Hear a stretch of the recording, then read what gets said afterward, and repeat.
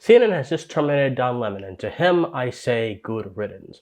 As many of you have probably already heard, Don Lemon was recently fired by CNN. A tweet put out by Lemon says that he was informed in the morning by his agent that he was terminated by CNN, and he said, quote, "I am stunned." He goes on to say, "After 17 years at CNN, I would have thought that someone in management would have the decency to tell me directly. At no time was I ever given any indication that I would not be able to continue to do the work that I have loved at that network. It is clear that there are some larger issues at play. With that said, I want to thank my colleagues and all the other typical platitudes that people say when they've had a non-friendly breakup with their employer." CNN denies that they did not terminate him without due notice. They say that they did, and so they're basically calling Lemon a liar. All that stuff does not matter. Here's what matters. Don Lemon was someone that was not particularly smart, not particularly insightful, and not particularly compelling, who was given one of the biggest platforms in all of cable news and all political commentary to spew ideas that are fundamentally harmful to American society without any due intellectual oversight of those ideas from him. All of us believe things, but if you cannot tell us why you believe what you believe, then your beliefs are not really your beliefs. You are a slave to ideas you have no understanding of. Don Lemon demonstrated this very fact when he went against my preferred presidential candidate and someone who I've been on, Vivek Ramaswamy, and he could not coherently defend against the position Ramaswamy was taking. Look at this. See what one has to do with the other, especially consider and using the Civil War to talk about black Americans. That war was not fought for black people to have guns. That's not. That war was fought for black people to have freedoms in this country, our country, okay, by failing to recognize the fact that we have equality before the law. When you are in black skin and you live in this country, then you can disagree with me, but we're not. You mentioned in here that we have three different shades of melanin. Don, I think we have to be able to talk about these issues in the open, regardless of the color of our skin. Black Americans today, to say that, compare that to 1865 and 1964, I think for you to compare it to 1865 and 1964 is actually, I think it's insulting. And of course, Don Lemon has shown himself to be more non-compelling in other instances of commentary that he indeed made, such as the instance about Nikki Haley being past her prime, and other comments that he's made throughout his time on the network, calling Kanye West, when Kanye West came out a few years ago to support Donald Trump, calling him an embarrassment, saying that his dead mother would be ashamed of him. When you have people of low capability and low intellect who take upon these very visible and prominent platforms and they're able to spew nonsense, you have a paid propaganda artist. Indeed, Don Lemon was simply a paid agent for the regime, for leftist revolutionaries to spew their ideas, once again, without deeply understanding them. And unfortunately, Don Lemon is reflective of the broader media and political landscape that we live in, where there are talking heads elevated to the heights of influence and the heights of power who know very little but talk quite a lot. And that should be a concern for all of us, because many of you may even consume their content. Many of you may even have a favorite one of these people whose content you consume and who you love, and many of you may even be swept under their spell, because people in this media environment who oftentimes rise to prominence do not do so on the basis of reason and sound argumentation. Oh, the days of Buckley and Christopher Hitchens, oh, they are long gone. No, they do so on the basis of passion. How riled up can they get you? How emotional can they get you? How much nonsense can they spew for their own tribe? It's tribalism that has overtaken the media landscape on all sides. I think this problem is less in independent media, but it is certainly exemplified and on display in corporate media. And so, understanding this landscape, we should always be on guard for people who may sound good, who may confirm our biases, but who have not themselves thought out their positions, and may very well simply just be using those positions to get a sense of authority and influence like Don Lemon did. Now, of course, there were times over Lemon's career where he was actually quite compelling, where he actually stated quite a bit of truth.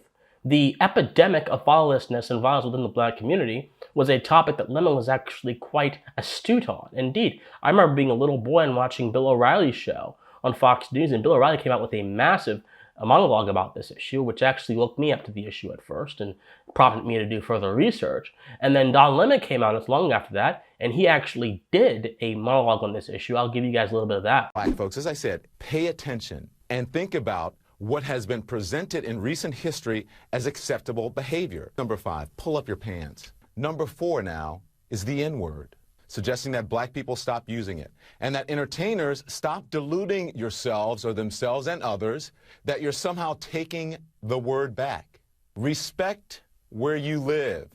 Start small by not dropping trash, littering in your own communities. I've lived in several predominantly white neighborhoods in my life. I rarely, if ever, witness people littering. Number 2, finish school. You want to break the cycle of poverty? And number 1, and probably the most important, just because you can have a baby, it doesn't mean you should. This is all stuff, once again, that would sound like they come from a conservative-leaning person, but in all reality, these are facts. And there was a time in our media landscape where facts were a little bit more amendable to it. Not entirely, of course. The history of propaganda in America is quite large. It's quite big. It goes all the way back to the 1940s when the government was weaponizing more media, weaponizing the closed flows of information, the big corporations to push the war effort and to propagandize Americans into spending their money into the military-industrial complex, which is a different topic for a different day. And by the way, the media is basically on the side of the military-industrial complex today. Look at the New York Times, which supported the Iraq War, and a lot of these institutions. Perhaps it's time for everyday consumers like you and me to say enough with these corporate propaganda outlets. Because in all honesty, my friends, who does the corporate press represent? Do they represent the interests of truth? Well, if you're in a medium like the media, where information is the commodity you sell, the dispensation and dissemination of information, truth should be at the forefront of your considerations. But if tribalism and not truth are at the forefront of your considerations, then once again, you are not a dispenser of information. You are attempting to indoctrinate people. And once again, Don Lemon was a very powerful part of that entire scheme. But I want to stress this point entirely and repeatedly. It's not just Don Lemon. It is the ecosystem we find ourselves in, where billionaires and special interests and political groups control what big networks say, and the actual considerations of the day are left behind. There are 2 primary categories of people engaged in political conversation. There are the enlightened and the unenlightened. You may all know these people as the blue pill and the red pill. Those are interesting terms to use. I prefer the enlightened and the unenlightened because they're a little bit more thorough in my opinion. The enlightened will seek out information in different sources. They will not blindly trust one source. They will study. They will use their faculty of reason, which distinguishes them from the animals, to sift through certain stories.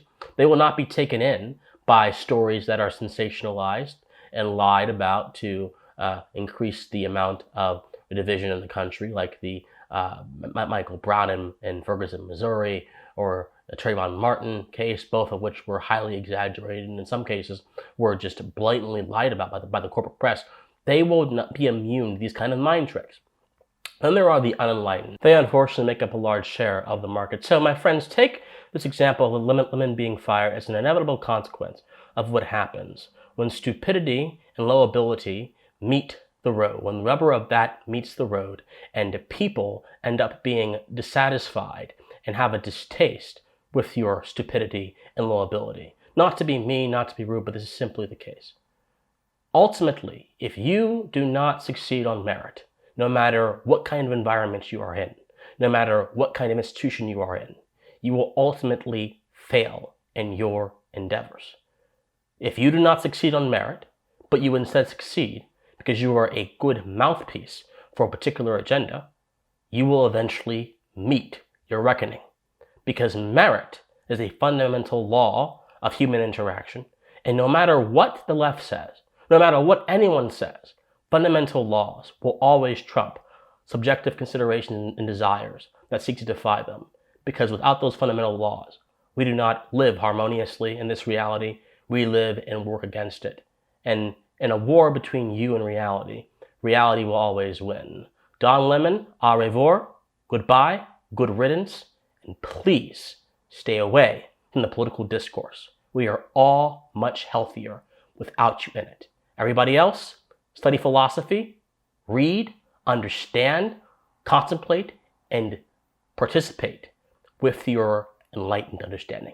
My friends, I love you guys so much. If you love me, like this video, comment on this video, share this video, subscribe to this channel. I love you guys so much, and please stay pensive. Bye, guys.